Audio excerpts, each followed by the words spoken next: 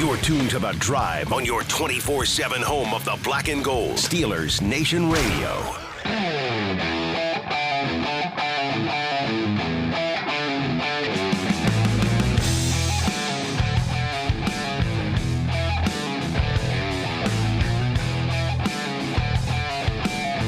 Good afternoon, Steelers Nation. It's The Drive on the Steelers Audio Network. Wes Uhler and Matt Williamson with you here for the next 2 hours on this Tuesday. And Matt, we have got plenty to get into, partner, here today. We might have too much. We might. I mean, between now and Thanksgiving, we got a lot to squeeze into, 12 segments?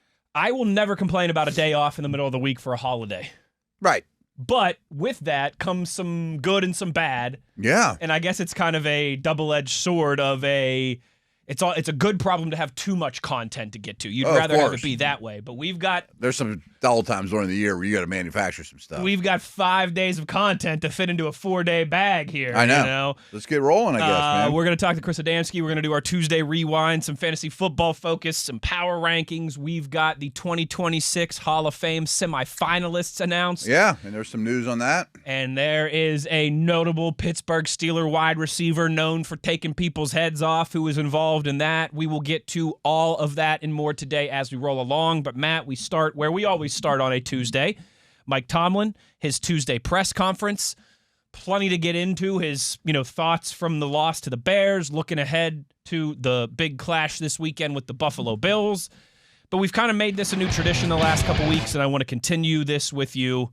We're at the point in the season where the bumps and bruises are adding up, too. Oh, yeah. Across the league, of course. But still. Across the NFL, but definitely here in Pittsburgh, we're obviously still waiting for an update on the status of Aaron Rodgers. Yes. Someone like Alex Highsmith, who has missed 2 games as well.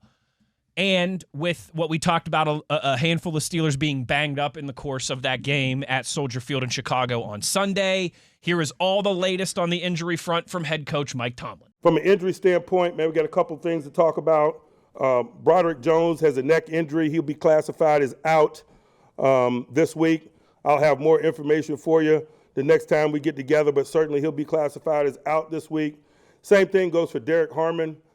He sustained a knee injury in play, was able to finish the game, but he'll be characterized as out this week. Optimistic about a couple returns. Aaron, obviously, worked his tail off to get to us last week. But as I mentioned, over the course of the weekend, it was a prudent and appropriate decision. We'll start this week with great optimism, although we certainly will limit him at the early portions of the week, provide opportunities for the other quarterbacks while preserving him. But again, we're comfortable with the general trajectory. But I'll keep you updated, and his level of participation and the quality of his participation over the course of the week will be the greatest indicator. Same thing could be said for Alex Highsmith. He's been out the last couple of weeks, but we're optimistic as we start the week about his inclusion this week. A couple of guys that are managing some in-game things from last week that may be limited at the early portions of the week, and we'll see where their participation leads. Joey Porter with a hip. DK Metcalf got his ankle rolled, but he was able to finish. But again, certainly will probably limit him at the early portions of the week. And the same thing for Ben Skoranek with a shoulder. So there's the latest. Yeah, it's a pretty decent list. And that was, a 90-second clip because it's a pretty beefy list there for the Steelers. Yeah, it is. Including some very key contributors on all sides of the ball. So you can, let's start at the top. You can already, ruling out for Sunday, Broderick Jones and Derek Harmon. Mm-hmm. Matt, that is a key loss on each side of the trenches for the Steelers in a pivotal game at home against the Buffalo Bills. Yeah. I'll start with Harmon. He's been a high-quality contributor. I mean, not a great player, but, he's a rookie. He's been a successful guy from the moment he took the field, what was that, week 3 or whatever, because he missed a little time early, too. And this is a test because they run the ball really, really well. I'm more worried about his run defense and his presence as a big guy in the middle against Cook and Allen and a very good offensive line as well. But I will say Y.A. Black, I think, is coming off his best game as a Steeler. He only played 13, 14 snaps, something like that, but they were good ones, not just falling on the fumble in the end zone. But, I thought he was a brick wall in the run game, so maybe he's coming into his own. Jones, I assume, will be replaced by Calvin Anderson. I mean, that's what they did when he got banged up, which is a downgrade. I don't know what to think of it. Calvin Anderson's one of my hardest Steelers to evaluate, to be honest with you. I still feel like I don't know a ton about him. I just don't know a ton about the guy, but I do think it's noteworthy this past offseason. I think it was this past offseason. They gave him a 2-year deal kind of under the radar. Like, they gave him real money, not just, hey, we'll pay you bottom of the roster. So I'll defer to them that they have some trust in him. Their edge rushers are pretty good. They've been looking forever, but Bosa and Rousseau are their best two, and they rotate a lot of those guys in and out. But to me, on those guys, I'm just hoping the other shoe doesn't drop, that either one's on injured reserve. You know, like, if you're ruled out now, does that mean it's going to be multiple weeks? That to me is the next thing that I'm keeping an ear out for those two. Yeah, I hadn't even thought that far down the line, but that is scary when you rightfully bring that thought to the forefront here. So early, ruled out in the process. Yeah, Derek Harmon, a guy that we've really, I mean, he's a rookie, so he's had some good games, he's had some bad games, he's had some ups and downs, but I think we all think that arrow it's been an upward trajectory for him his rookie season. Happy with him? Yeah, all right. And then Broderick Jones, who had been, I think, very quietly playing some very good football, and now, again, key against that run defense, key, obviously, for any team in the National Football League when you lose your left tackle, one of the most important elements of an offense. So those two already ruled out, and yeah, as Matt mentioned, hopefully it's not something that's going to linger into December when you've got to go to Baltimore after this to kick off the month of December. But we will wait and see on that for next week. But we know no Broderick Jones, no Derek Harmon, down 2 big men in the trenches this Sunday against Buffalo. And then better news for Aaron Rodgers, great optimism, Mike Tomlin said when asked about Aaron Rodgers. And Matt, listen, I'm sure there'll still be some lingering stuff for him. When you're 41, you don't heal like Wolverine when you're that age. Sure. But does at least sound encouraging, positive in that regard for Aaron Rodgers. And I think that's a big deal. Oh, I think it's a huge deal, I think in a game like this, when it feels like you're kind of backed into a corner, when my top quarterback, you're facing another wounded animal. It's a kind of weird dynamic where both teams kind of feel like they're backed into a corner, and we're the proverbial wounded animal who has to respond here AFC's right now. Really getting like that quick. Road is narrowing very quickly. In a big way, yeah. You want your number one quarterback. You want the future Hall of Famer back under center, and it sounds like there's great optimism that he will be. Yeah, and that's actually the first I heard that clip.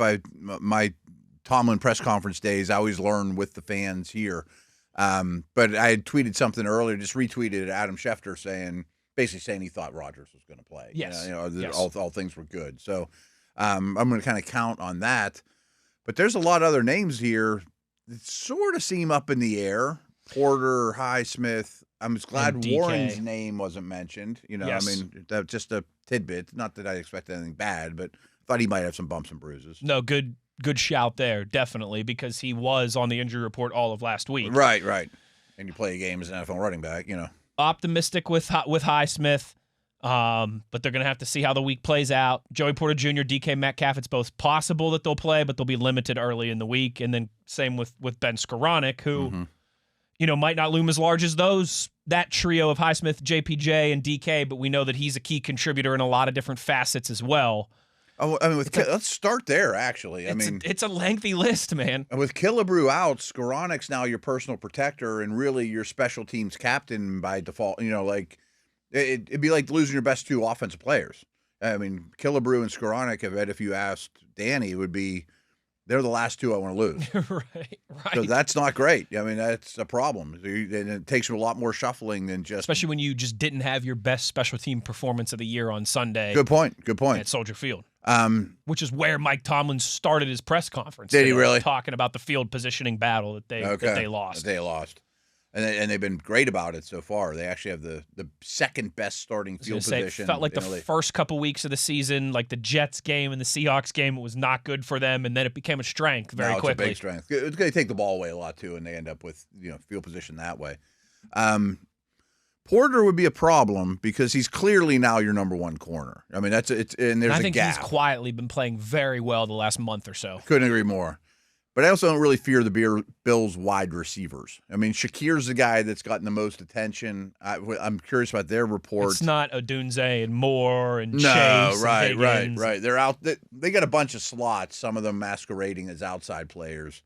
So it's a huge game. The Bills are a dangerous team, obviously. But I could live without Porter more this week maybe than others, if that makes sense. It does. And that, it kind of sounds funny, just 30,000-foot view, because, again, you're banged up in the secondary, and I think he might be your best performer in that regard over the last handful of games. I mean, it's funny how the season started to interrupt. It's funny how the season started where, boy, we got 3 of these top corners. Now it's Porter, Gap. Yeah. And part of it's because Ramsey's no longer a corner. Sure. But it's clear that he's your number one cornerback. Crystal. Yeah. Matthew. And then DK Metcalf. I mean, I forgot about that one. I don't like that. That might be the most concerning of all of these, just because. Replace him. You never want to lose your left tackle, right? But the rest of the offensive line has been playing much better. Mm-hmm. You never want to lose your first-round rookie pick, but you've got real depth there on that defensive front. Number one corners are hard to replace. When Highsmith's banged up, you obviously want him back, but you've got a lot of talent and depth at edge rusher. What do you do without Metcalf? Because not only is he your clear-cut best wide receiver, he's also your only wide receiver that has that body type and that skill set. He's the only one that demands extra attention. He's a one of one in that room. Right. I mean, he's at the top of the list of Steelers you can't afford to lose. That one's very concerning because you're going to have to put up points to beat the Bills. I mean, this is not going to be first one to 20 type of game. That's just not what happens. Yeah, that one really, really worries me. I don't want Wilson and Austin out there every snap. Maybe become even more tight end centric. I don't know. But I mean, even Skoranek would play probably 20 snaps for you if he were healthy, and you don't know if that's the case. It's not a great place to be. I would think this is a Valdez-Scantling week. And that was something I actually thought about yesterday. You mentioned that a little bit yesterday. Brought that up Monday. I think even more so now that looms as a real possibility. Right. Especially if Metcalf's questionable or you fear he can't finish the game or whatever. And maybe it was even in the cards before that. 100%. Let's take a break here because we want to talk about all these things with our buddy Chris Adamski, of course, of the Trib and the Steelers Blitz when we return on the other side. Just getting started here on a Tuesday. Matt Williamson, Wes Uhler. It's The Drive on Steelers Nation Radio on the Steelers Audio Network.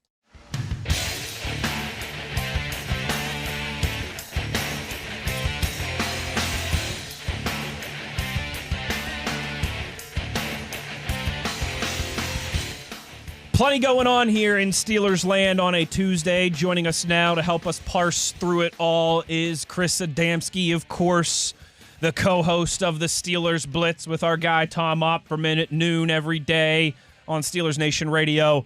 He also covers the Steelers for the Trib. Buzz, thank you for taking the time as always, man. And let's jump right into it. A kind of long list of injury updates and concerns today from Mike Tomlin. Let's start in the trenches. Broderick Jones ruled out. Derek Harmon ruled out. Is there some concern that this could even be longer term with both of these guys than just this weekend against Buffalo, or do you think it's still too early to determine in that regard? Yeah, the Jones, I mean, you're dealing with the neck situation.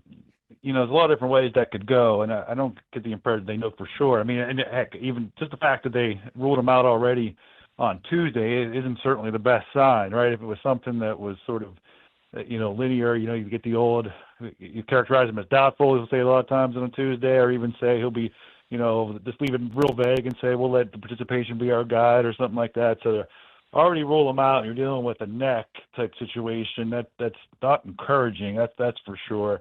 Harmon kind of, I don't know, and Harmon thing kind of came out of nowhere there from what I could tell. So I don't have any insights on that or anything like that. I mean, he finished the game with it, which part of me thinks it almost makes it worse. Is that not that it makes it worse that if it was something that was they found afterward that they had to address or something, that he was able to play on it? You know what I'm saying? That it might be something that I believe that's just total speculation that they might have the surgery or something like that needed to be prepared with it, which maybe could be that too. But it's I mean, the offensive line, they've been pretty lucky. I mean, there's been 11 games and they've had 55 possible starts. They've gotten 54 of them so far, right? And Sayamolo missed the one start at left guard. Other than that, they've been a healthy group, and that's pretty rare this day and age in the NFL, or any day and age in the NFL, really. So we'll see now. I mean, I thought it was kind of interesting that he mentioned Pete as a possibility to start at left tackle. I don't know how serious that is, or if that was more just answering the question in terms of who could be the swing guy at tackle.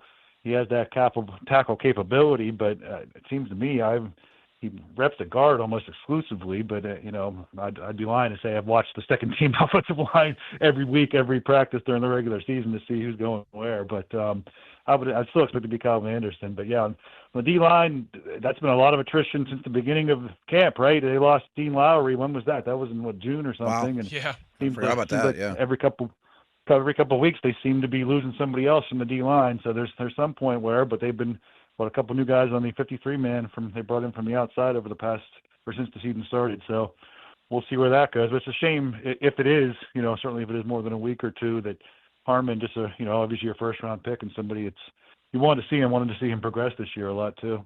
Yeah, I hadn't really thought about Pete at left tackle, but I mean that's what he was drafted to do many moons ago in the first round. And from what I recall up at camp, his first day or two, he played some left tackle and then basically just settled in as left guard. You would think it's Anderson, though, more likely, wouldn't you? Wouldn't you think? Calvin? Yeah, I mean, yes. You got to make that distinction, I too. screwed that up a lot, yeah. But everything about it, I mean, Pete hasn't even got a hat except for I believe the only game he was active was the game Sayamolu missed. So I think obviously so. There's some level of depth chart there, right, where Calvin Anderson's been ahead of him this whole time. And like I said, I mean, he certainly has repped more at guard than at tackle. He has the experience. That's one of the reasons they brought him, is he could do both, that's for sure. Viable guy to have on game day. So I don't know if these are kind of just, giving the veteran paying him lip service. I mean, he has a more extensive resume, I guess, than Calvin Anderson, who's generally just been a backup. He has a lot of spot starts throughout his career, though. Every season he started at least one game until last year. And then he finished out last season at left tackle for the Steelers in the playoffs. Remember that? He was out there in Baltimore in that game, so he's done it for the Steelers too. So do you get the impression, though, that they like him? I mean, because they did give him a contract, which I was kind of shocked that went under the radar that Calvin got the contract. And he got a 2-year deal. Yeah, right. I know. Too, which is nothing to really shake a stick. It's one of those things. They acquired him. It was week 2 or week 3 last year, and you just think, oh, he's finishing out the season. They had some little attrition there at tackle and everything. Whenever Fautanu got down, but I'll just finish out the season and be a veteran to have around. But the fact they brought him back and everything, and the fact that he's, I don't say he was unchallenged, but I mean, he's been the swing tackle pretty much from the first day of camp and everything. I think he was obviously at that spot for them the whole time. So they obviously like him to some degree. I don't think he'll be would be the long-term starter or anything. But yeah, I guess it's certainly on the table that they'll need him here these last 6 games, depending on what happens with Broderick. Chris Adamski with us here on The Drive. Chris, sounds good for Aaron Rodgers. Great optimism, I believe the exact words that Mike Tomlin used. Barring any setbacks, he going to be under center for this big clash with Buffalo on Sunday? I would answer in the affirmative, and I certainly agree with that, but I probably said the same thing to you at the same time last week at this 7 time. days yeah, ago. maybe. So I hate to, so that's on me, I guess. But so I hate to be that confident again. And even as late as Friday, I just watching practice. He was with the first team. A lot of it, I assumed he was going to play, and so I don't know. When they made the decision on Saturday, then I guess we should have been a little more sleuthy whenever they made those moves with the promoting guys from questionable on Saturday. And they didn't mention Rodgers a little bit. Like that was a little bit cause for pause. Like I thought we'd be getting a Saturday update saying Rodgers was improved or upgraded to no injury designation, as they say. So maybe that should have been a hint that then he was going the other way. But I guess it's just a matter of, yesterday he was in the locker room wearing the brace, kind of the compression, and then a brace on top of that when he's practicing and playing and everything. So it is a matter of, I would think at this point, if there was doubts about the functionality of the snap and the exchange, whether it be shotgun or under center, I think if that was still a question, I don't know how much better that could get, that seems to be, alleviated, or that they seem to be satisfied with that. It's just a matter of okay, we're throwing him out there then. Or if he, falls back again and he can't brace his fall and he falls and, falls on his tailbone or, whatever it might be in terms of that. And that's probably more of that. But looks like it's trending that way. And, if they're like at this point, you would think of, by all indications, and everybody says Rodgers definitely wanted to play. So I would imagine, especially coming after a loss in it seems like we say every week it's a must-win, but it's not literally a must-win, but it's a pretty big game coming up Sunday. Yeah, it is. Yeah. You mentioned Lowry. He'd be nice to have for a week like this, and Ekwonu as well. I mean, he'd be a valuable depth guy. Do you expect Y.A. Black to basically just become the full-time Harmon? Just a rookie-for-rookie swap there? Yeah, he obviously made a big play on yesterday, or what was that, Sunday, 2 days ago, in terms of you saw him do that. He's been, I don't say quiet, but I guess in some ways as an interior defensive lineman, that's not a bad thing, right? He's not getting necessarily pushed back. Obviously he flashes at camp. He obviously has a body size. You've seen him make he got famously batting balls down over and over and over again at camp. So you see that. They haven't played him a large, I don't know. I don't think they're worried about his conditioning per se. I don't know if it's a trusting or just they had other options or just kind of, gradually work in the late round rookie in terms of not giving them a heavy workload. But yeah, the one thing is they're running out of bodies, right? Yeah, but I don't say there's no other choice. I mean, I guess we'll see. His hyphenated the Rhodes, the other 53 man on the roster. I forgot they picked him up, right? Yeah, so they have him on the 53 man. So I'm sure he'll get a hat on Sunday. So I wish I could shed more light on him, but he's pretty new to the team, and you probably know more than about him from just the league in general. But I know him as a prospect, but I don't know him as a Steeler. Yeah. And I would just, the guy I don't know is Odweno, who's been over the team, and I still don't pronounce his name right. I don't know anything about him. I feel like. I just say like Mike Tomlin. He'll call him O at the time. That's all I do anytime I have to reference him. So, he's been in there. He's played minimally. He's fine for that role. But I would think it's not that in any way this is turn into a positive. You lose a Harmon, but I think I'm kind of eager and excited to see Black play a big role here these last. Me too. We'll see how long it is, and to see how he performs. And I think maybe really he pops a little bit, and you really feel like you have something going forward. Well, one area where I don't think is confident in the depth is at the wide receiver group, and we know it's going to be, kind of up in the air, questionable this week for DK Metcalf, limited early in the week, possible he could play on Sunday. Chris, if he's not able to go, could this be the time that we see Marquez Valdez-Scantling? It just feels like if you've got no DK, you need at least another big body type out there to kind of go with the smaller, speedier, kind of more slot-capable, Calvin Austin, Roman Wilson, Scotty Miller on down the line. Yeah, and you would think, they've had, Keyshawn Williams has been getting a hat for 6 or 7 weeks, 8 weeks in a row now, and they haven't used him on offense hardly at all. So, in other words, if they wanted to use him on offense, they probably would have by now. Does that make sense? And if you're down DK, that's not good, obviously, and you would think that would be the break glass in case of emergency to MVS situation. You're right, because you get a big body, a veteran guy, a guy that the quarterback has trust with, that there would be, assuming Rodgers is the quarterback, it would seem to make a lot of sense then at that point, because whatever we want to talk about the vertical game or the lack of vertical passing game and everything, if you take away DK and, I don't know. I don't think they're going to take any shots to Keyshawn Williams or anything like that. And so you'd probably like to roll the dice and see what Valdez-Scantling can do. And so, Chris, you were there post-game and you've been around the facility, obviously. Do you get the impression that they're very unsatisfied with their pass defense? Yeah, it goes back to the communication. Yeah, it seems like we talk about it all the time, and there's no really excuse for whatever happened, and whoever gets the blame or whatever on the 25-yard DJ Moore pass where he was just nobody near him, and they didn't have the body to cover him really, and that. Everybody saw. I assume you've seen the Jalen Ramsey post gamers, one-word answers and everything like that, and whatever. I don't want to revisit the guy who said it's not even here anymore. We're still saying historic defense and all the, the big names and everything, and even sort of the way they talked about they wanted to match up with people when they thought they could do that when they had Slay and Porter, and let alone got Ramsey then, and that they were projecting that to be a strength, and they really think of all the resources. I mean, signing Eccles, trading for Ramsey, signing Slay. It's just been, and now you trade for Duggar. It's just like the secondary's had so much attention paid to it, and it seems like they're always searching for answers again and again. And we not week after week, but it pops up every couple of weeks or so. You wonder what's going on, and yeah, when you're facing the reigning MVP quarterback, that's not ideal, right? Yeah, and people don't, I think, put enough attention on the linebacker level in coverage too. And I'll be honest, I've kind of soured on the whole Malik Harrison experiment.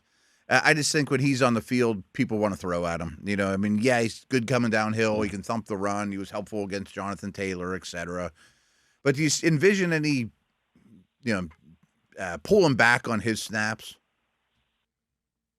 Yeah, I've been seeing more and more chatter just globally, as Mike Tomlin would say, around the league about how offensive coordinators are kind of punching back to, or not punching, but they're almost putting a mock personnel out there to get you think they're doing something, which I mean everybody's done for a time. But right. Instead of now they're putting bigger bodies. That's why you're seeing a lot more tight ends to a point where we're putting bigger bodies out there. We'll get their bigger, bruisier linebackers, and then we'll exploit our coverage.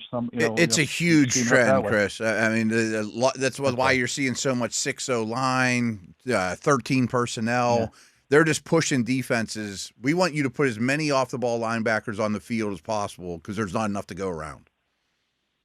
Yeah, and I mean, we've seen, obviously, what was that game 3 or 4 weeks ago where Peyton Wilson just jumped off the page and probably should have won Defensive Player of the Week in the AFC and lost out to his teammate Alex Highsmith. And, that's what they envisioned to start the season to a point. I know Malik Harrison was always planned to be part of the defense, but you would think, that Queen, the money they paid Queen, he's the captain, plays every single snap, and Peyton Wilson, there might be, especially if you are struggling in overall, generally speaking, in pass defense.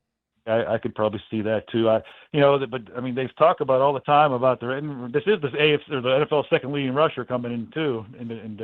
So I don't know if he's a pretty good player. But then it's the plus one aspect of Josh Allen. Well, how do you counter that and his running ability? That's running, obviously that's rushing, but that's probably, I would think, more of like a Peyton Wilson is the answer to that, or a Queen rather than a Malik Harrison anyway, if that makes sense, if you're worried about or accounting for Josh Allen's running ability and scrambling ability. Always a pleasure to be joined by Chris Adamski. Make sure you're checking out all his work in the Trib, and of course listening to him and Tom on the Blitz every single day on the Steelers Audio Network. Buzz, thank you for taking the time as always, dude, and have a happy Thanksgiving. You too, and everybody else. Take care, guys. You as well. There he goes. Good stuff from one of our boots on the ground reporters there. Yeah. And Chris Adamski. A lot of balls in the air this week. A lot of balls in the air this week, certainly. A lot of questions that hopefully we'll get some answers to as as Sunday gets closer and closer. But for now, plenty to speculate upon, including, Matt, a semifinalist class for the 2026 I'm intrigued by this, too. NFL Hall of Fame. I always like Hall of Fame talk. I do as well. I'm with you on this one, and I think our listeners do, because anytime we have these conversations, we always get a ton of tweets and reaction and response. The semifinalists for the Hall of Fame 2026 class were announced earlier today. Hines Ward is involved, and a lot of other big household names. We'll discuss that when we return on the other side to close down the first hour of the program. Wes Uhler, Matt Williamson, it is The Drive on Steelers Nation Radio on the Steelers Audio Network.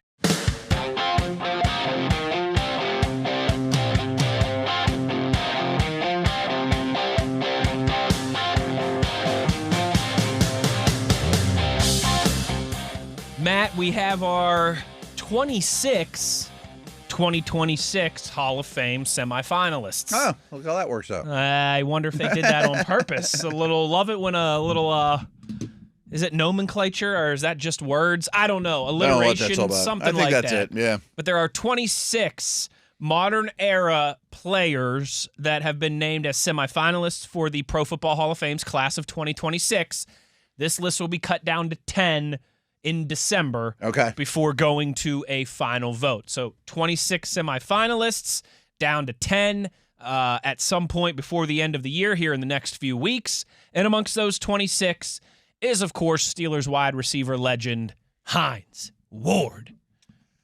Yeah, and we've brought this up in the past, but We've had these conversations over the years, but it always is worth revisiting when it's, I think, newsworthy like this. Yeah, and initially when he became eligible, I thought, great Steeler, no chance. I mean, he doesn't have the numbers. I mean, slim chance. No chance is rough. I mean, he's a really, really good player. And I don't think he'll get in, to be honest with you. I mean, wide receiver's tough. I'll be honest, too, that I thought the last couple Hall of Fame classes were a little light. Yeah. Yeah, I mean, that they were a little watered down. I would agree with you on that. And this one's better.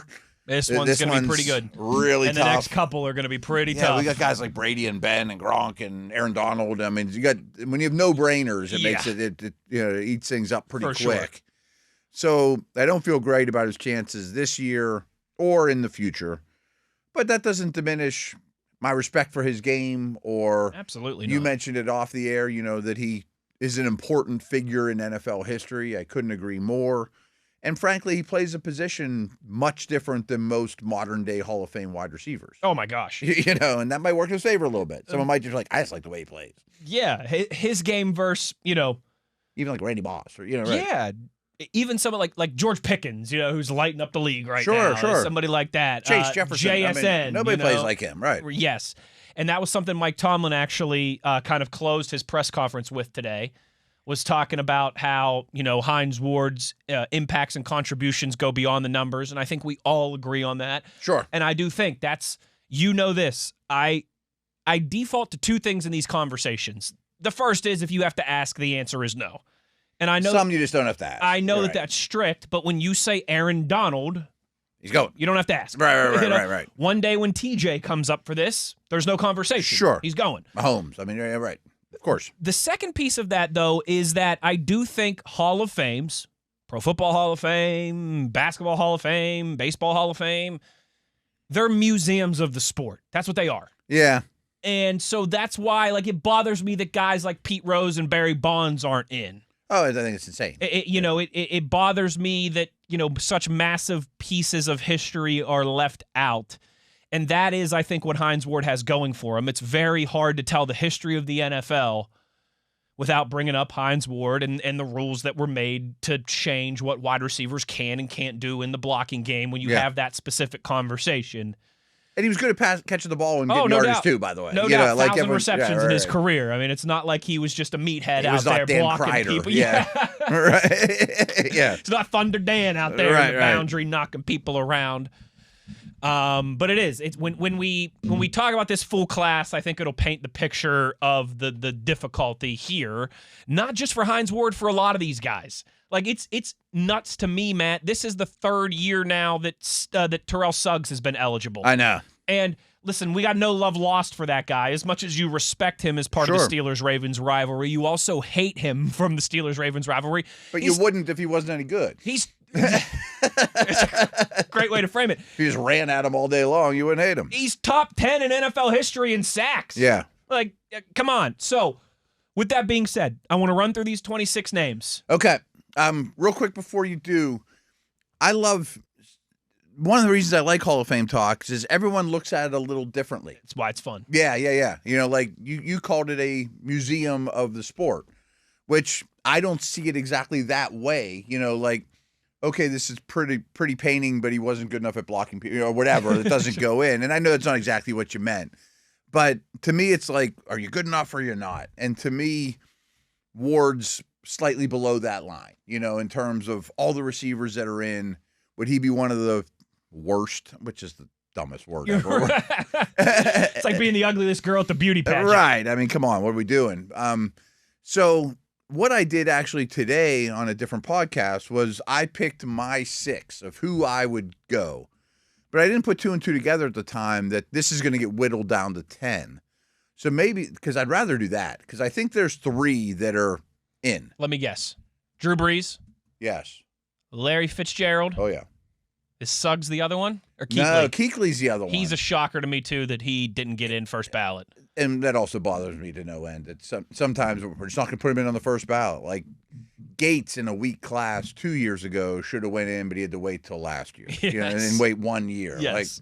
Like, I mean, he was clearly one of the best 6 to begin with. Yes.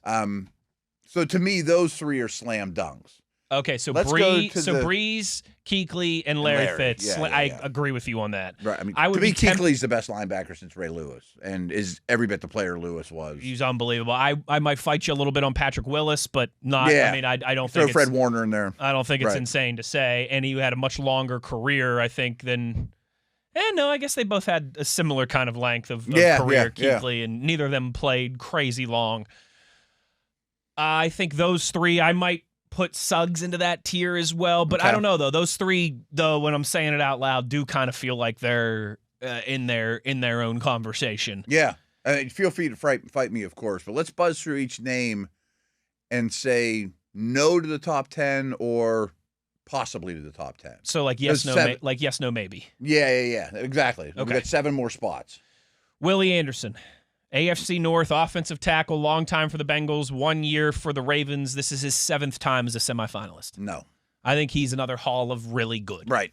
I mean, we make fun of all-time great Bengals, but he's high on that list. Drew Brees, yes. Don't think that needs much. This is his first time being up. He's gonna be a first ballot guy. I would assume so. Lomas Brown, another offensive tackle, his first time making it to this stage. No. I don't think so either. No. Another really good player, but neither one of those guys is like Ogden. You know what I mean? Joe Thomas. Yeah, right. Yeah. Jari Evans, part of those Drew Brees New Orleans Saints teams. This is his 5th time as a semifinalist. Very good guard. I think he's got a better case than those 2 tackles we just mentioned, but he's still a no.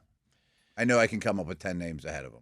This one's very easy. Larry Fitzgerald, yes. Yeah. First time, he's in. Forget about it. Also up for the first time, one of the great compilers in sports history, and I don't mean that as an insult. I know. It's hard at this position to be a compiler, That's too. exactly right. Right. I think it's some people think of that as kind of the game manager thing that you could say about quarterbacks, but Frank Gore.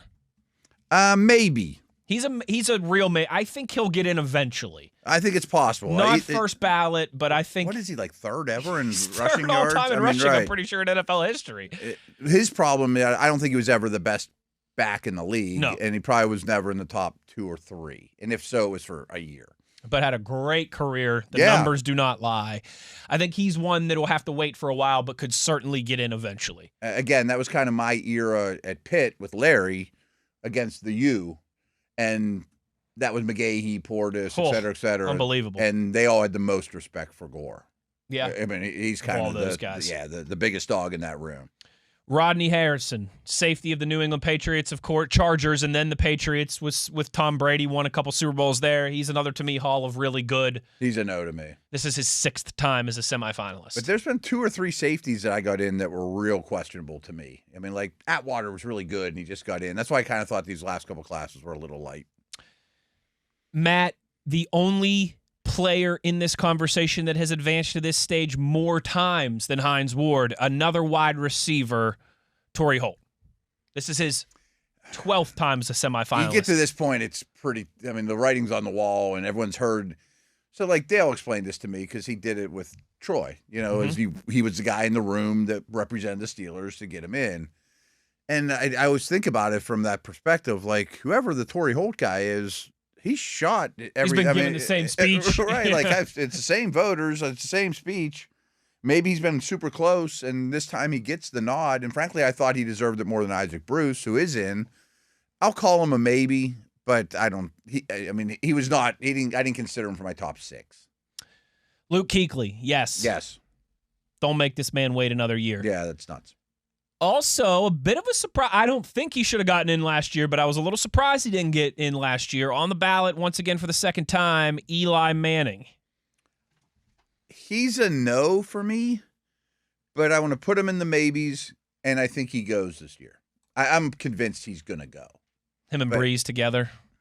Doesn't help him that there's a lot of quarterbacks. Rivers up this year for the first time. Rivers is up for the first time as well. Like I mentioned, like Brady and Ben, and some of the quarterbacks retiring around him doesn't help his cause. I think he'll get in. I don't think he's a Hall of Fame player, though.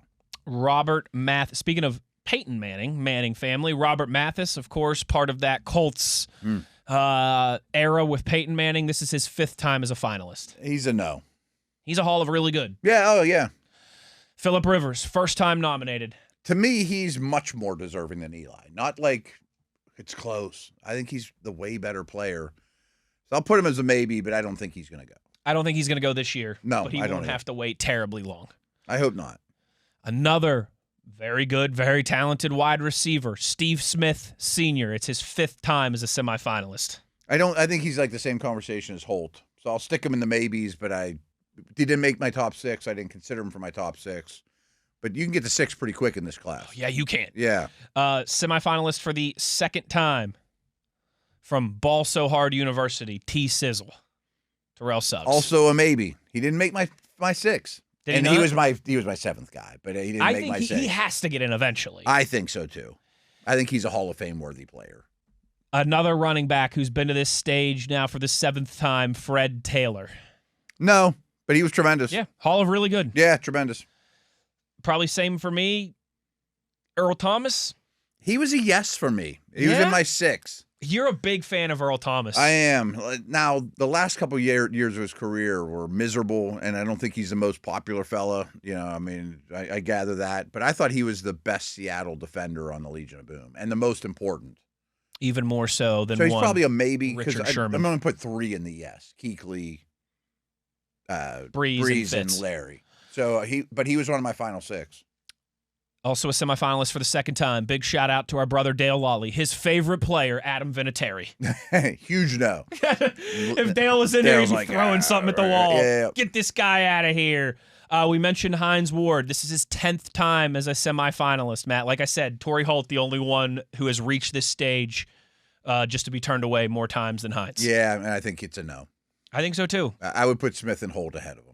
I would love it if Hines got in. It'd be amazing for him Me and too. for the Steelers, and I'm rooting for him hard, but it's just very difficult when you keep going down this list of wide receivers. Reggie Wayne. That's also a no. And he's behind those guys, but he's really good. This is the 7th time Reggie Wayne has been a semifinalist. I mean, if Larry's in and Hines is competing with Smith, Holt, and Wayne, it's a tough group. That's, man. I mean, yeah, you can make a case for all of them, but none of them is a yes for sure. Back to the trenches here for a few of these, Matt. Richmond Webb, offensive tackle. No. In the 90s, his 2nd time as a semifinalist. No. Vince Wilfork, interesting one. 5th time as a semifinalist. I think he's a Hall of Famer. I do too. I don't know when. With a lot of these guys, I don't know when, but I feel like they're going to get in. Him and Suggs were right outside my 6, but definitely would be in my 10. And I would love to make the case for him. I mean, he's got rings. Oh. Him and Hampton were the preeminent nose tackles. Unbelievable. Actually, I'd hate to make a case for him because there's not much to have. I mean, you just don't there's not much it's on like your a sheet lot of of paper. eyeball test stuff, Right. Like Big Hamp, like Big Snack. Another defensive tackle, Kevin Williams. No. Hall of Really Good. Steve Wisniewski. No. Guard. Hall of Really Good. 3rd time as a semifinalist. Ooh, Jason Witten, 1st time eligible. He was in my top 6, but I bet he gets the Gates treatment where they make him wait a year. Let me go. I'm going to go through this in a minute. Darren Woodson, 10th, right there with Hines, 10th time as a semifinalist. No. And also of the Baltimore Ravens, Marshall Yonda, 2nd time as a semifinalist. He was my 6th guy. So your 6 were the top 3 are easy. Yes, and then you had Witten, Yonda, Earl, and Earl. And my just missed were Wilfork and Suggs. Where'd you have Phillip Rivers on there? After those 2? With them. Okay. I mean, he would definitely be my 10 too. All right, my 6: Drew Brees, Larry Fitzgerald, Luke Kuechly, Stone Cold Locks, chisel it in stone. You're gonna put Suggs in. I'm gonna put Suggs in, which I'm totally cool with. I think he will go. Then it gets very, very difficult. Suggs for. It's brutal this year. This is really tough. It's so tough. And Dale said, like, as a voter, he kind of had a preconceived notion who he was going to pick. But then you listen to all these smart people in the small room making a case for their guy, and it's like, man, how do I keep that guy out of the Hall of Fame? Suggs, Wilfork. You going yes on Wilfork? I respect that. I think I am. It's time. I think he's super important. I think so too. He was probably the best defensive piece of those Patriots dynasties. Well, Seymour was next to him for a bunch, and No he got doubt. in. He got in. And I thought that was going to be a struggle because he doesn't have great. He has the Aaron Smith version of exactly sack right. numbers, you know. Man, Matt. Oh, dude, I don't know. All right. Drew Brees. Final answer. Drew Brees, Larry Fitzgerald, Luke Kuechly. Ball So Hard University. Will Fork. Will Fork 5. Ooh. Good list. Eli Manning 6. Okay. I think Rivers, he's going. I think him and Rivers are both going, but I think they'll give Eli the nod ahead of Rivers. I think Eli. I don't think they want either of those guys to be first ballot because it's like Brady's going to be first ballot. Are they going to do that same nonsense to Ben? I hope not. I hope not. I think Ben will get the Breeze treatment, which is pretty much just you're in. Yeah. Because I think Eli and Rivers are slightly below Breeze. Dude, this could be a good class, man. It is. It's a really good class. Really good class. I enjoyed that conversation. We know you guys will let us know what you think in the Twitter mentions and in the YouTube comments, but always fun to kind of kick that stuff around. Matt, when we come back on the other side, I want to do a little combination of Tuesday Rewind and Fantasy Football Focus with you, if that's all right. Okay, sounds like a plan We'll to get me. into all those things, power rankings, a whole bunch in hour number 2 as we roll along. Uhler, Williamson, The Drive on the Steelers Audio Network.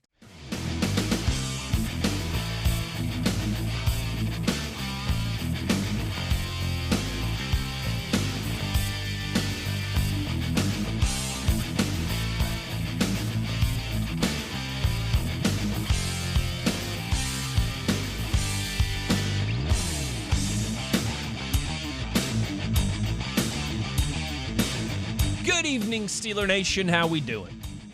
Better? Yeah, it's good. Yeah, okay. Us too. All right. Hour number 2 here. You know, Matt, everybody deserves a Monday to commiserate, but then after that, you got to turn the page a little bit. Monty Python, always look on the bright side of life. Okay. Right? And I think especially during a holiday week and all that thing. Yeah. Give some thanks, folks. Give some thanks. I'm thankful for you, gentlemen. Maybe we'll do some more of that tomorrow on a little Wednesday that we got going on tomorrow. By the way, can I just tell you guys? I'll give them a shout out tomorrow. I'll go back through and look it up. But I shared with you guys how Saturday night went to the United Center and went to a Bulls game in Chicago Saturday night, and of course myself, Dan Quinlan, Missy Matthews, we got our pictures taken with the Michael Jordan statue. Which was awesome, by the way, fellas. It says the statue, it says Michael Jordan, the best there ever is, the best there ever was, the best there ever will be. That's what the statue says. Michael Jordan, the best there ever was, the best there ever will be. Any 90s kid gets chills hanging out there at the Michael Jordan statue. I put a picture of it up on my Instagram. Yeah. And I'll give him credit tomorrow, but somebody replied and said, best of the West for this week. Coolest athlete statues you've ever seen in person. Wow.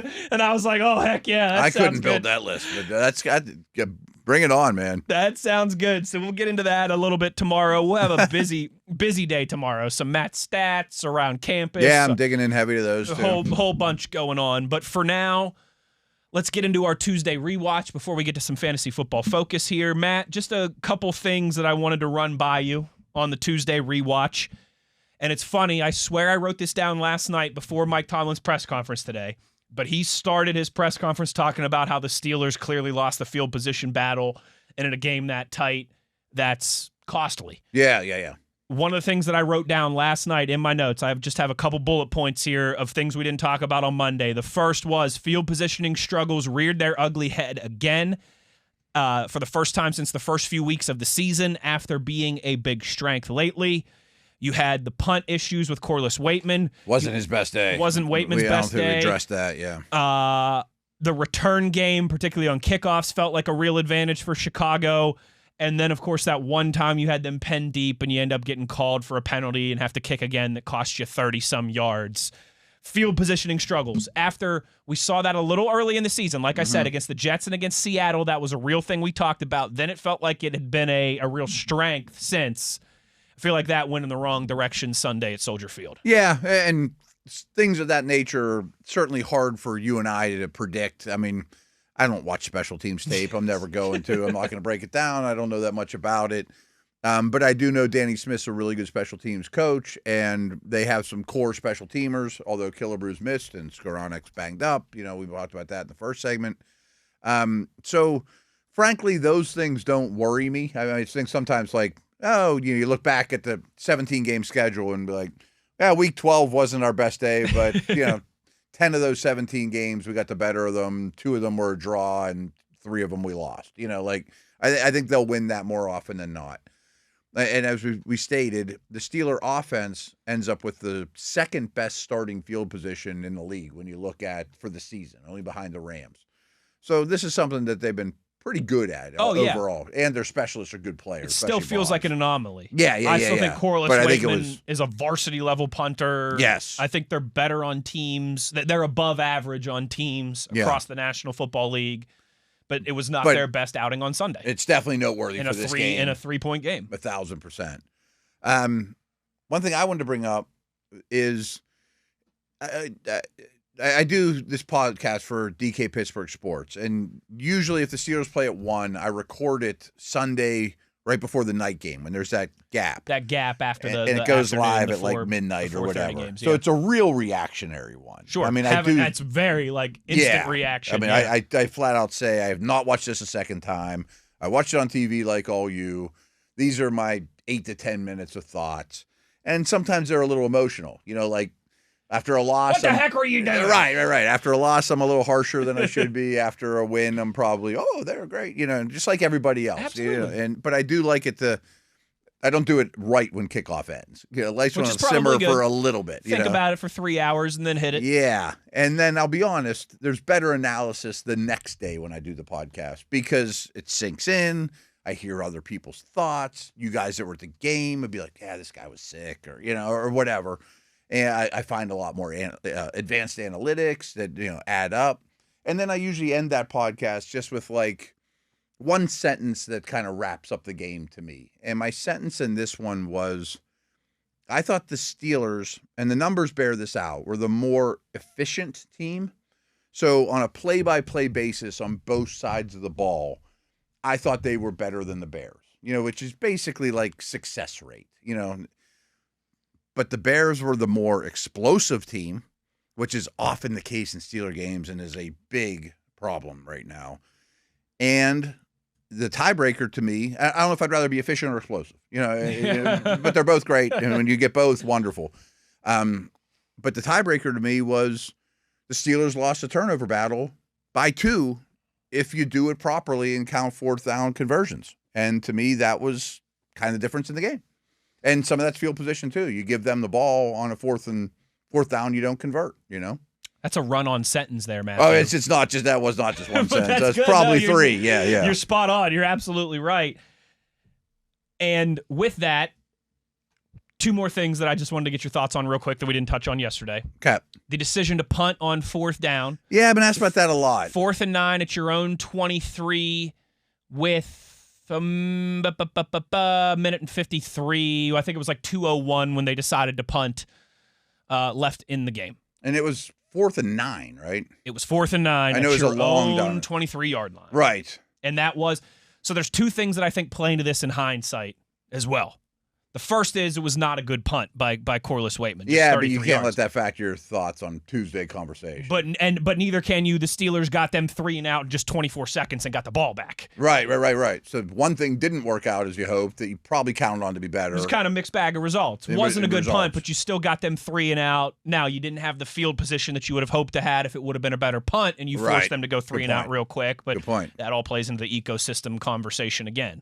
So I didn't hate it like most people did. I didn't either. And I don't know what – and frankly, that's one of my least favorite things about analytics is when to punt, when not to, when to go for it, when to not. But does that factor in that you got a backup quarterback, None of that stuff your number does. one wide receiver had been banged up, ankle injury, in and out the whole day, and that you hadn't been attacking the middle of the field? And I was going to say, what play are you going to call? What?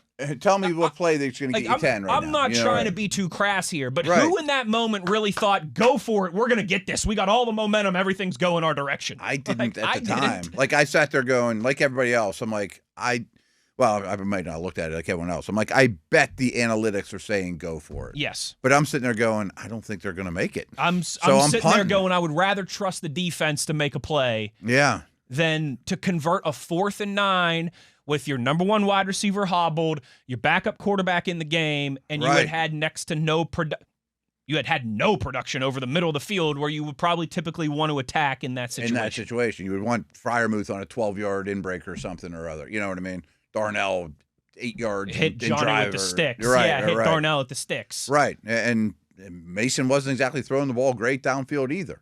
So that's the thing. That's a pet peeve of mine. As much as I love analytics and numbers, and I do think they help tell a story, much of the 4th down stuff I'm bothered with. You know, like they don't account for, I got a 3rd-string left guard trying to block Aaron Donald. You know, like, or it's pouring, or the wind is awful, or hey, what play call do I have? You know, like I've expired everything. Everything I thought was going to work doesn't, and they know it's coming or blah, blah, blah. But anyway, so I saw both sides. I would have leaned towards punting in that situation. One of my favorite podcasts I listen to is the Athletic Podcast, and it's hosted by Robert Mays, who's just a out-of-the-closet Bears fan, but he's also a really good analyst, and he has good guests. But he talks about the Bears like we talk about the Steelers. He professes to be a Bears even though fan. it's a national show. And so I respect his opinion on this as kind of the opponent, because I always think of these things as what does your opponent not want you to do? And he said, when the Steelers punted, I was happy. You know, like, but I was happy as a Steelers fan when they punted. I bet you if you know what I mean? If they would have gone for it on 4th and 9, he might be singing the same tune. Right. I was happy they went for it on 4th and 9. They had nothing. We had them frustrated. We had them pinned back in their own end zone. I mean, at least you died longer. I mean, because the game's over if you don't get it. Over. Great point. I mean, at least you survived. Great point. You extended things. It's like when you're down 10 points. Maybe he muffs the punt. It's like when you're down 10 points and you kick a field goal with 50 seconds left. Right. I'm still alive. You're still alive. At least I'm still alive. As opposed to if you go for it and you don't get it and then you're still down 10 and the game's over. Just deal it out. Right, yeah. So I think that's close to a 50-50 for me, but I would have punted too. Last one, Matt. The decision not to kick with Chris Boswell from 64 yards out. Yeah. It was a 4th and 6 in that moment. Not being with the organization on the sidelines, I think I would have kicked it because I think I'd trust my maybe best player or an elite player at his position rather than a backup quarterback in an offense that was clearly struggling. But Boz might have been standing right next to him going, I can't make it from there, coach. You know, like I feel good from 61. I mean, it's why they kick out. I mean, one of the reasons they do this stuff before the game is if I'm going this direction, Danny, I think I can make it from 61 in emergency situation. Yes. And there has to be an honesty and a back and forth. And I'm sure at this point with a kicker and special teams and head coach that have all been around a long time, they know these answers or they would have tried it. And I have to give full credit here to Max Starks and Missy Matthews. Okay.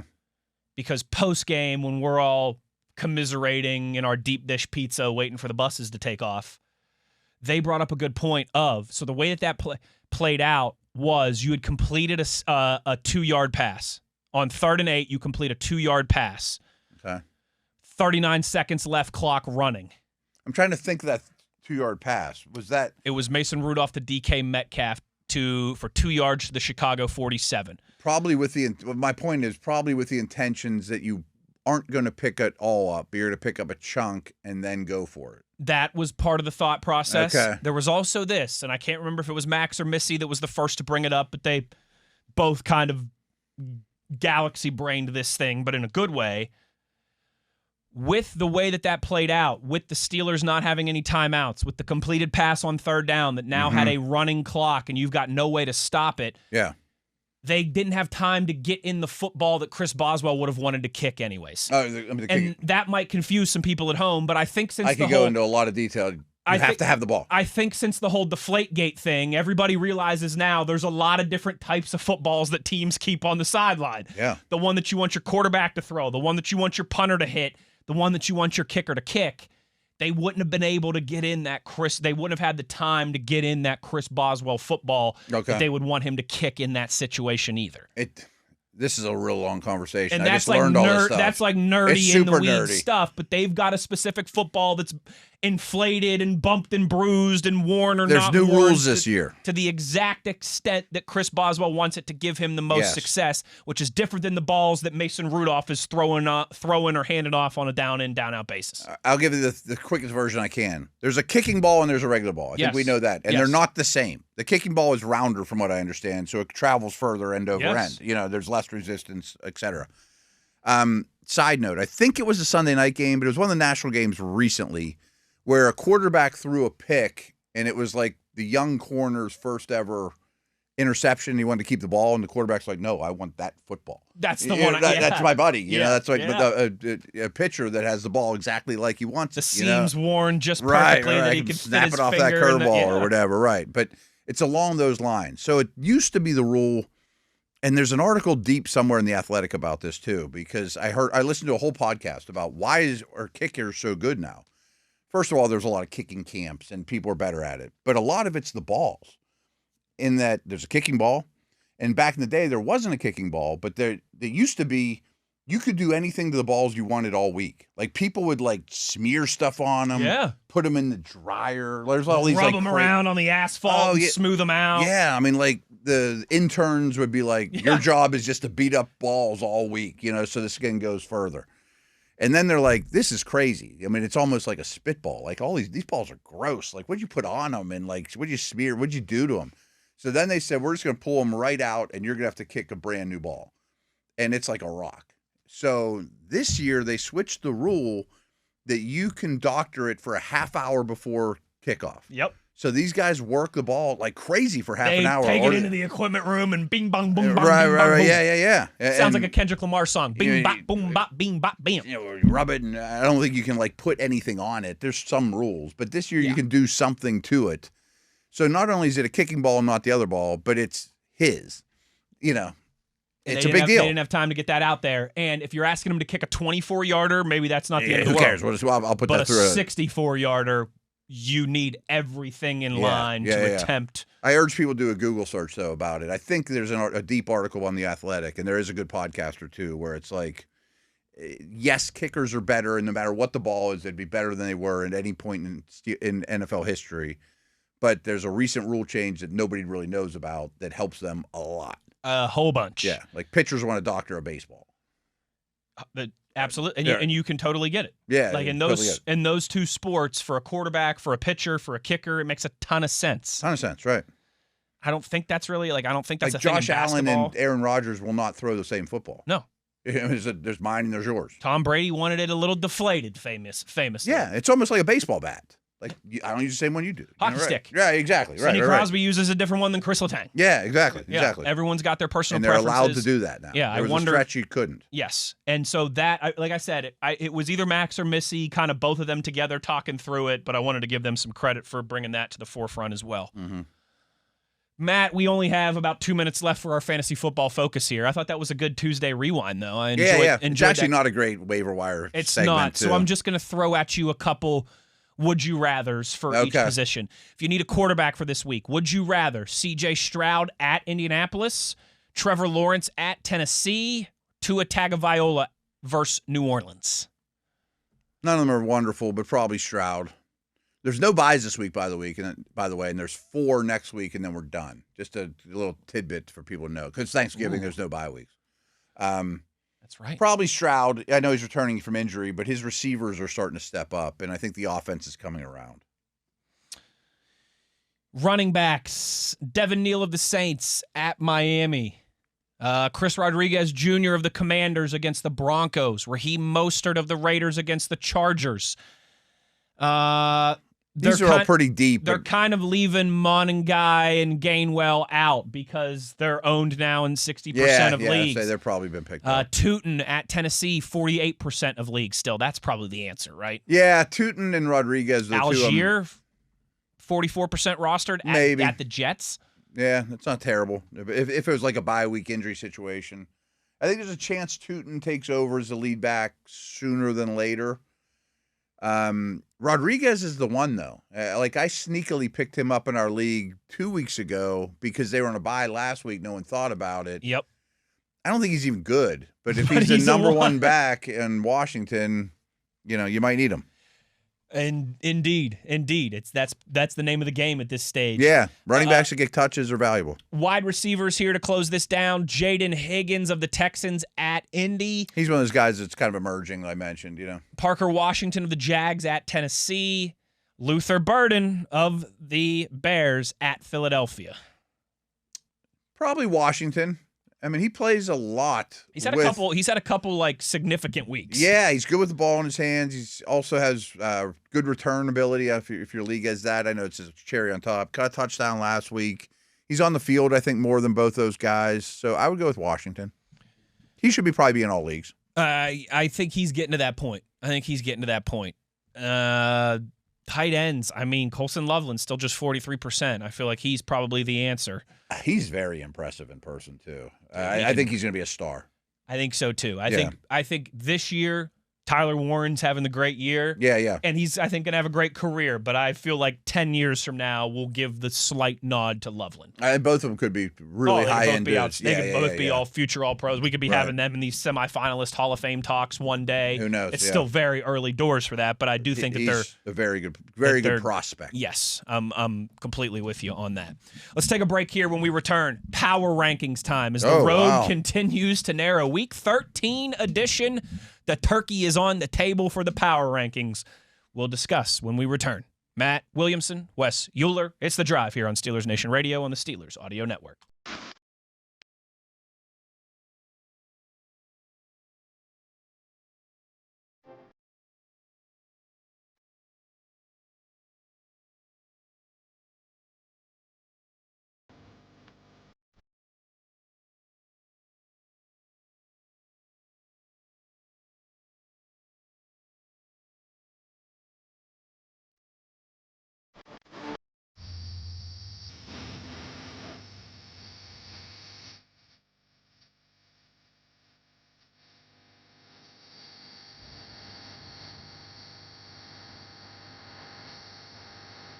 Back on The Drive here as we roll along on a Tuesday, and it is time for our Tuesday power rankings. And Matt Williamson, I think you're going to be happy because you've been calling for it. Finally, the Las Vegas Raiders ahead of the Tennessee Titans. Oh, they should be last. Last in 32nd place. Dead last. I think that's an easy one. They're almost like not playing with any pride anymore. Like they're embarrassing on the field lately. Cancun on 3. Yeah, exactly. I mean, that pass protection against the Browns. Come on, man. And I know the Browns have a good defensive front, and you called it a couple weeks ago. And my goodness, it does really look like Myles Garrett has an inside track to break the sack record. He's skyrocketing towards it. He needs 4.5 to tie it. I think he has 12 sacks in 4 games. It's pretty right in that neighborhood. He's got 18 right now, I think. 22.5 is the record, right? Statsman TV, yes. Okay. So he needs less than once a game. Less than one. Well, to tie. Would be 4.5 to tie. Okay. 5 or more to pass. With 5 games to go. With 5 games to go. Yeah. If he plays the Raiders every week. The Browns would be going to the playoffs if they played the Raiders every single week. The Titans check in at number 31. I'm not going to fight you on that. I'm not going to fight on that either, right? I do think it's noteworthy that Ward played really well in the loss last week. He's throwing to rookies that shouldn't be there, and I mean, like you and I think we said this maybe yesterday when we were kind of just running the gambit of results of the league. If I'm the Titans right now, I'm thinking, okay, if we nail this offseason, we could be in a pretty good spot quick. We could turn this around pretty quick. If we hire the right coach, if we make the right moves, draft the right guys, we got that's an attractive job for the coach too. Attractive job. No one's going to say no to living in Tennessee and Nashville. I'm sure. They're building a brand new gazillion-dollar stadium that's going to be done in the next couple years. Okay. I don't know like their cap space situation and all that, but it's got to be pretty good, right? They don't have big contracts. You've got a lot of draft capital. You've got if you can nail it this summer, I think they can turn that thing around pretty quickly. Number 30, the New Orleans Saints. That's fair. They're still playing hard, but that's fair. I don't know about having them behind the Jets. The Jets check in at 29, but the Jets I think are playing hard and showing some signs of life too. They hung against the Ravens, I mean, had a lead at halftime. Yeah, I mean, they're, even after trading their best players, they're still playing hard, and they're not a pushover. The bottom ones are always tough. Like to me, the Raiders are clearly 32, and then there's 4 or 5 teams in this neighborhood that are kind of equally bad, that don't have any hope. With you on that one. I'm with you on that one. So, yeah, Saints at 30, Jets at 29. Staying at MetLife Stadium, the Giants check in at 28. They probably should have beat the Lions. I mean, that was real close, and they battled to the end, and the offense, despite not having some of their best players, were a handful against Detroit. I mean, the Giants' D has been problematic, but hey, they're better. They're the best one we mentioned yet. I think so. Yeah. They're fighting. They're not rolling over and Cancun on 3 just yet. That's not a bad job either. If you like Dart, They have some nice pieces on defense. Mm-hmm. They got some nice Neighbors pieces coming on back. Neighbors coming They back. got left tackle. I was going to say Thomas and, yeah. Cleveland moving up a couple spots. They check in at 27. I think it's safe to have them over all these teams. Mostly based on a defense. Yeah, I mean, if the Giants weren't so banged up, But and the Jets traded everybody away. But yeah, I don't mind Cleveland in this spot right now because I think of all these teams we've named, their defense is the best unit. And that's what I say too. If you're talking about the bad teams, if you can at least say something is top 10 in the league, okay. I mean, that's something. Their defense is clearly top 10. It might be 5. It's tough to argue at this point. I mean, the offense is. I'm not going to put a lot of stock in one game, but The Commies, the Commanders, check in at 26. Matt, they're 3-8. That's pretty disappointing. Off their bye week, I think. Yeah, right? They were this past So just kind of staying at 26. But yeah, it's been a disappointing year for them. They're one of those that can't wait to get to the offseason and burn the tape and put this season behind I'm you. curious what they do with Daniels. I don't know with the severity of his injury and all those things too. But is it just shut him down, or do you try to get some momentum going in the offseason? Wait and see if we get an answer to that sometime maybe here in the month of December. Cincinnati at 26. Joe Burrow now expected, according to sources in Cincinnati, to return Thursday night against the Ravens. Gotta be rooting for him, guys. Heck yeah, let's go Burrow. Right. Love you, dude. You're my favorite quarterback. I don't think you're going to get Higgins, but you'll get Chase back. You'll get Burrow back. Start. That could be enough. I know it's the lowest bar of all time, but it was the best their defense played all year was this past week. I think without a doubt. Without a doubt. And you're right. That is the lowest bar of all time. Right. But that had been a Patriots team that had been scoring a lot of points and moving the ball, and they frustrated them. They did the better part of 60 against minutes. them. Yeah. Matt, checking in at number 24.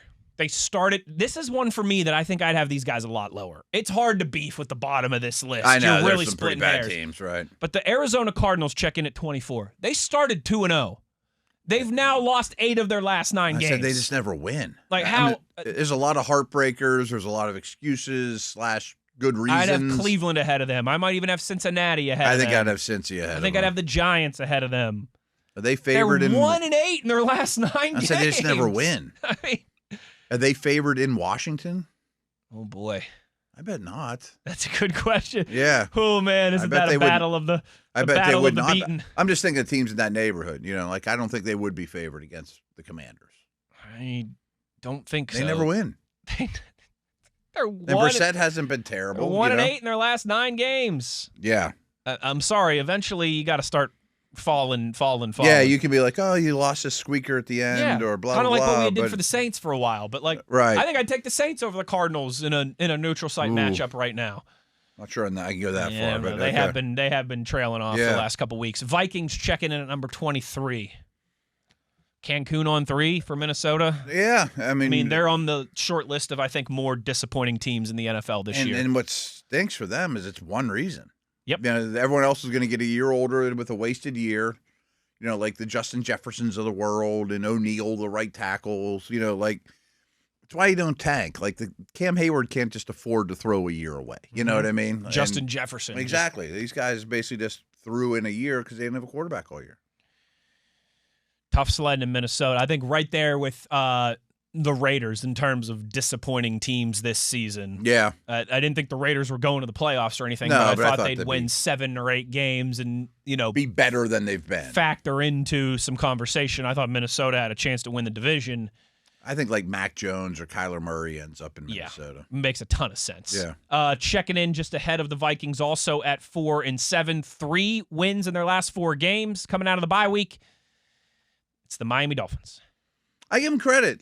They're not like they saved their season. I don't even know if they saved their jobs, but you ready for this? They're going to be, when they come to Pittsburgh here in a few weeks for Monday Night Football, Yeah. they're going to be playing to go 500 in that game. They're 4-7 right now. They've got the Saints and the Jets in their next two. Wow. They'll Yeah. be 6-7 coming here to Monday Night Football, and I don't think any of us saw that coming. And they maybe not this week, but after they win one more of them, they're going to be in the hunt. Yeah, in the hunt. Right. I mean, we looked like they were the worst team And then in they the were going league. to be the first team to fire their coach back in Right, September. right. No, I give them credit. They did not throw in the towel at all. I mean, they traded a couple guys, but A team that we thought they might be throwing in the towel, they pulled it together and beat the Saints on Sunday. The Atlanta Falcons at 4-7 check in at 21. I'd have them lower. I think I'd have Miami- them lower than Miami for Yeah, sure. Miami beats them. I don't know about what to Minnesota. do with Minnesota. I'd put them ahead of Arizona. I'll tell you that for free. Yeah. But I would swap them with Miami. Beating the Saints is enough for me to be excited about them. Matt, This maybe division's a nightmare right now. After watching Carolina last night, brutal. brutal. And speaking of which, the highest ranked, well, I guess Carolina's still going to be ranked higher, but just in a spot. Oh, they're both next in Tampa Bay back-to-back at 20, Carolina at 19. Tampa Bay falls 8 spots. That might be a little bit harsh to me. I would have Tampa over all those. But again, teams. like, they're in a bad place. they're in a bad place. They're in a They've bad lost, place. 3 in a row, I think, and Yeah. 4 of their last 5. Guys just keep getting hurt, and they got demolished by the Rams. Demolished. But It'd the be Rams one are thing gonna if be they- one. It'd be one thing though if they went and they lost the Rams by 7 or 10 or I mean they I know, were there never wasn't really even- in that it was game. never a game. The Rams are going to be one on this list. They But, better. I assume I'm so. assuming they are too. But down 8 spots, Tampa Bay by far the lowest they've been at 20, and then Carolina at 19. Okay. I mean, Carolina wasn't exactly impressive last night either. No. I mean, they looked really And bad. now especially on Tampa is a offense. half game ahead of Carolina. I mean, Brock Purdy tried to hand them the ball several times, too. Oh boy, did he ever. I would have Tampa over Carolina. Number 18, rising. I'm with you on that. Yeah. Rising is the Dallas Cowboys at 5-5-1 at number 18. See who's around them, but I bet I'd have them noticeably higher. Chargers ahead of them at 17. Dallas is Right now, I'd They pick might Dallas beat the to win Chiefs that in game. 2 days. Buddy. I think Dallas is playing really well. I think for how they are today. I'm with you. Yeah. I think Tampa Bay might be the hardest team to evaluate in the league right now. Dallas, for everyone on YouTube, same church, different pew, but in a good way for Dallas, hardest to Yeah, evaluate things right are now. going their direction. Like I think they could be a real team next year. Chargers at 17, they're tough to evaluate Mm-hmm. currently because of injury situations. And then Matt, I think I'd put Real quick note on the Chargers. I just saw when I was getting the water a minute ago, Marion Hampton's window just opened today too, so maybe they'll get him back. At least there's some good be news. on important the for horizon. them. That'd also be important for my fantasy football team. Stashing them. I've been stashing them for a long time. I need it to pay off here. Checking in at number 16, Matt. I think right there with Tampa and Dallas is the hardest teams to pinpoint right now in the National Football League. It's your Pittsburgh Steelers. Yeah, it's been pretty week to week lately, and therefore you can't put a lot of stock in them in exercise like this. 16, you said? Yeah. I was About going to say middle they're of the league, I think league that's fair. average, right? If they were at 14, I wouldn't fight it. If Right. they were at 17, I wouldn't fight it. I think right in that kind of mushy middle is where they're at right now. It's 6-5. Yep, yeah, I think that's fair. Let's see the teams ahead of them. 15, the Houston Texans. I think that's fair They're to have trending them the right spot ahead of direction. they've won, like 4 of their last 5 and should be getting C.J. Stroud back. Yeah, I like where they're at right now. I mean, they got some Big. I got to go to Indy this weekend, and then they host Kansas City. I mean, that's a tough stretch. I mean, they're going to be a tough road to get to the playoffs, but I like how they're playing right now. Agreed. Number 14, the Jags. They're a tough one for me because they're The Jaguars. they're For that guy on Yeah, yeah, Facebook yeah. who keeps sending me nasty You mean the messages about how I Jaguars? pronounce the Jaguars. they're only a You game yinzer. behind Yeah, the Colts. Guess what? This is Steelers Nation Radio. Guess where I'm from, brother. They're only a game behind You the want me to Colts. sound like I'm from Boston? Is that habit? I guess you got to put them ahead of the Steelers. You got to put them ahead of the Chargers. Yeah, They just crushed the Chargers. they did. I don't really trust them though. They're another tough to evaluate. Yeah, week I to mean week team. The middle's always the hardest. Number 13, the Baltimore Ravens. It might be a little rich for my blood. Yeah, I might have Houston ahead of them. I'd have Houston ahead of them. I wouldn't have the Jags. There's a ahead of them. lot of questions about Lamar. They're winning, but he does not look like himself. Right. I mean, 5-game winning streak is a 5-game winning streak, but they don't look like a juggernaut at all. Number 12. This is going to be a fun game to play. Kansas City Chiefs check in at 12. I don't hate that, I don't either. but I'm interested to see the couple teams ahead of them as well. Mm-hmm. Because I don't think there's any of the teams behind them that I would put ahead of them right now. We did a deep dive on the AFC playoff picture, and they lose like all tiebreakers because their AFC records are really bad. So they can't have like 10 wins tied with the Steelers for a wild card. They got an opportunity to beat Houston, which would help them in this conversation. That does help them a lot. But they can probably only afford to lose like one more game. Yeah. Yeah, I mean, if they were lost to the Colts. And they've still got the Chargers again. They've still got the Broncos again. They could lose in Dallas in 2 days. Dallas. Right. I mean, they're in a better spot than last week, but, man. Do you imagine the playoffs without the Chiefs? Whoo. It very well could happen. It very well could happen. Kelsey and his swan song, not making the postseason. They can get back on tour with Taylor quicker. You know what I heard today is they expect Chiefs at Dallas on Thanksgiving to be the most viewed game in NFL history. Regular season. Yeah. Certainly possible. Yeah, I'm sure Taylor will be there or whatever, too, which helps. Certainly possible. Yeah. I wonder, because we all know this, the sports viewership numbers just from like the 70s and the 80s when there were only 5 channels on TV and not much to watch. Like you look at some of the numbers of some of the Super Bowls and some of the national championship games. Like it'll never be tough. The 1979 college basketball national championship game between Michigan State and Magic and Indiana State and Larry Bird. There's never going to be another college basketball game that even comes close to that one. Okay. There's nothing else to watch. Because of some of the underlying, let's be honest, some of the underlying racial storylines in that too, because there were only 5 things on TV at the time. Yeah. You get 4 picks, and it's better than all of them. Yeah. That's the only thing that in my mind works against it, but I certainly think it's going to do a massive all-time number. Oh, yeah. On Thanksgiving, the second day. Two of the biggest brands. The Chiefs, who have been the NFL forefront for the last decade. The Cowboys, who are always in that realm and playing really well right now. Yes. You throw in the Swiftie factor. Number 11, the Chicago Bears, up 3 spots, moving to 8-3. They've won 7 of their last 8 games as they take down the Steelers. Yeah, you know how Warren Sharp does his strength of schedule stuff, and so they've basically had the easiest schedule to date, and they have the second hardest one from now on. Now the rest of the way, so it's rubber hitting the road for them all of a sudden. I love how they're playing, but we also broke down the NFC playoff picture. And with the Niners winning last night, they're at like 92% to go, which basically means Rams, Seattle, Niners are in. And that only leaves 2 teams in the North. So it's going to be a real battle between Packers and Lions, who play Thursday, which is awesome. There's some good games on Thursday. And I bet the Bears are going to be the third one, the one looking out. Yeah. Even at 8-3? I know. If you look at their upcoming slate, it's rough. It is really tough. But that doesn't influence where you put them in power ranks today. Number 10, the Buffalo Bills, down 3 spots. Matt, they started 4-0. They have since lost 4 of their last 7, not looking like the Buffalo that we've seen the last few years. They're very formidable, and we'll talk about them a ton the next. Are also coming off a few extra days of rest for the Steelers. I don't love it which at we'll all. know. Yeah. And I haven't seen their injury stuff, but I'm sure it's better than the Steelers, all things considered. I don't know if they're better than the Bears, though, in terms of how they're playing right this minute. No. Funny that they're both next to each other. You're giving them a little Josh Allen and past history benefit of the doubt. Which I mean, a lot of that's warranted, of course. But that's also kind of the point of power rankings is the right here and the how right you playing, now. right. I would probably swap them with Chicago. I'm with you on that.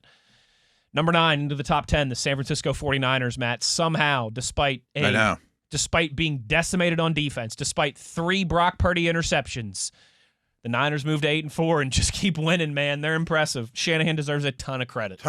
And so does Robert Saleh. You got a former head coach that was associated with the team that they grabbed. The defense is all backups and rookies. And I know Carolina's offense isn't great, but that Panther offense couldn't do a thing. No, it could not. It was frustrated all night long. Number 8, the Detroit Lions. Overtime winners over the Giants. They moved to 7-4. I don't know, Matt. That might be a little too high for me.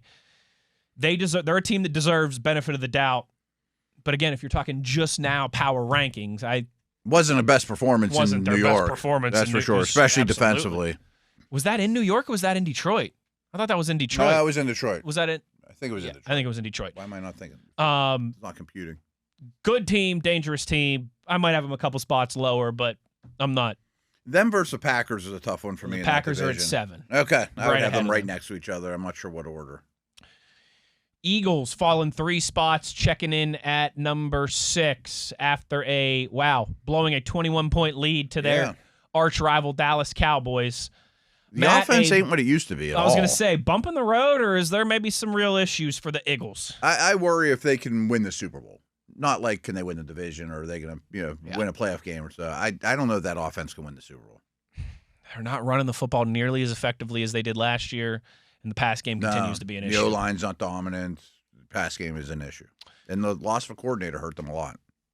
Highest we've seen, the New England Patriots checking in at number 5. 9 straight wins, 10-2. But I tell you what, Sunday didn't feel like all that impressive. No. You lose Will Campbell in the process as well. I don't think it's the beginning of the end or anything, but I am curious what they look like the next go-round. They need to get Milton Williams back and healthy that in would be a helpful. big way. That would be helpful. But they are 10-2 and continue to win 9 straight. Number 4, down a couple spots after that loss to the Chiefs. It's the Colts. I'd have them over the Chiefs, though. Yeah. I mean, I know people have a problem with that It might be a little sometimes. rich for my blood at 4. I might have them closer to 6 or 7, but I still think they're a really good team. But I think the Chiefs proved that if you can stymie that run game and make them throw, same thing the Steelers did. If you can stymie that run game and make them have to throw the ball, win on first and second down, make them have to throw the ball on third and long situations, you got a shot. Yeah. You can cause them some issues. Yep. I think they have both their games against Houston and Jacksonville still on the slate. If not, it's 3 of the 4. That sounds right. I mean, so that division is far from settled as strong as they started. Let's see here. They have the Texans coming up, and then they have the Jags, and then they go to Seattle, San Francisco, Jacksonville, Houston. My goodness. Yeah, that's rough because they had a really easy schedule to start, and now they're like the Bears. So, I mean, you take it back a week, coming out of their bye, they go to Kansas City. Yeah. Then they host Houston. Then they go to Jacksonville. Then they go to Seattle. Then they host the Niners. Then they host the Jags. Then they host the Texans. They get the last 3 at home, which is big. But that's playoff teams, really good teams the rest of the way. And 4 of them are for the division. I mean, they're the top teams in your division. Ooh, that's tough. That's tough for Indy. I think they'll be a playoff team early in the schedule when they needed to, and I do still think they make the playoffs. But like on Power Ranking Tuesday, this might be the highest they are the rest of the year. This might be the highest they are the rest of the way. They got some losses ahead of them. Checking in at number 3 and number 1 in the AFC, it's the 9-2 Denver Broncos. I guess. I mean, I kind of think that shows that the AFC is for the taking. Oh, if that's your best team, the AFC is for the taking. It is funny how coming into this season we thought the NFC was for the taking and wide open, and that the AFC was drilled down. You got the Chiefs, you got the Bills, you got the Ravens, Burrow, Lamar. Yep. I mean, like these stud where it was like the quarterbacks. NFC was like, yeah, we know the Eagles are going to be great, but Lions are probably going to be great. But after that, it was a lot of unknown. Yeah, it's kind of flip-flopped. Whereas the AFC feels wide open, the NFC feels like murderers friggin' row. Could one team in the AFC, maybe even the Steelers, just get really hot the rest of the way? Absolutely.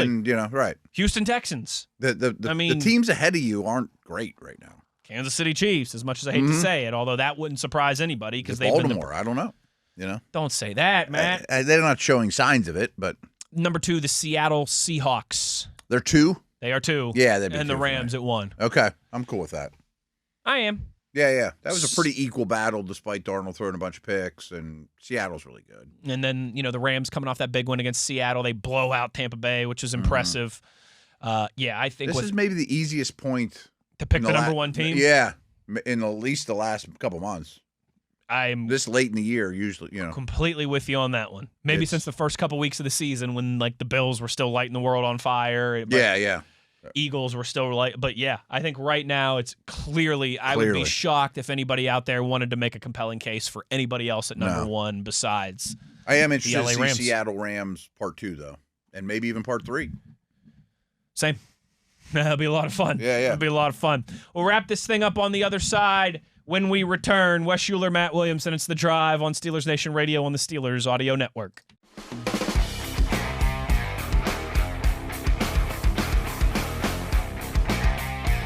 All right, Matt, we got about 90 seconds to close this thing down after a couple two beefy segments. I mean, we're talking like beefy 5-layer burrito segments there. I got a little bit of breaking news. It's super quick. Okay. Bills just signed Brandon Cooks. I wouldn't bring it up if it wasn't the Bills, but okay. And I'm not disappointed the Steelers didn't. We'll start to get some more into that. We'll start to get some more into that tomorrow. Matt, I like this tweet from AJ. I like these type of kind of open-ended conversational tweets. So AJ wants to know, start bench cut on a couple debates here. Start, bench, cut, Herbert, May, Nix. That one's pretty easy. Cutting Nix. Cutting Nix, starting May. Right now, yeah. But I'm not letting Herbert go clearly far. cutting Nix. That's the easy part of that That's the easy conversation. part of that one. Yeah. But I think I'll start May and bench Herbert, but that one, there's no wrong answer. Right. Oh, no, AJ. Why are you going to do this to us? Start, bench, cut, Myles Garrett, Micah Parsons, TJ Watt. No, we're skipping that one, all right? We don't want death threats in the comments. Skipping that one. Number 3, Pickens, Smith and Jigba, Amon-Ra, St. Brown. Ooh, that's a really good one. Starting Smith and Jigba. Yes. Pickens off the bench. Pickens on the bench, cutting St. Brown.